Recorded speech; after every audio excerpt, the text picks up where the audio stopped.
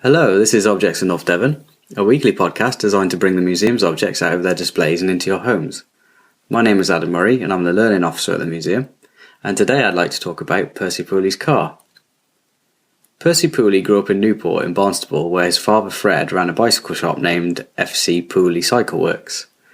After serving in World War II, Percy was coming up to his early 20s and was desperate to celebrate his newfound freedom by getting his hands on a car. However, car manufacturers had been busy supporting the war effort, and so vehicles were in short supply. Undeterred, Percy was a practical man, and when he came into the possession of four wheels, he just kept going.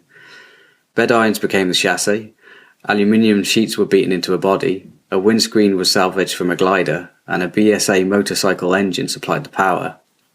After 3 years, the PP Special became roadworthy in 1948, passing the road inspection test, even though the assessor had to help Percy push it backwards, as the motorbike engine had no reverse.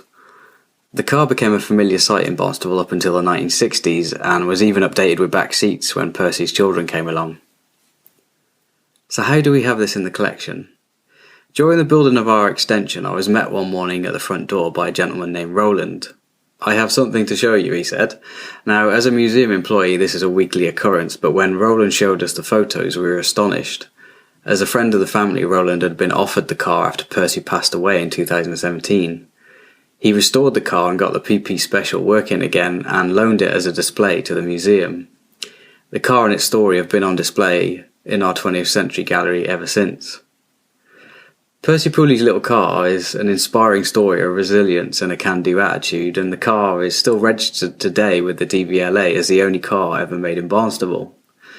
Just as Percy was a much-loved local character, his little car is now much loved by visiting families and grease monkeys alike.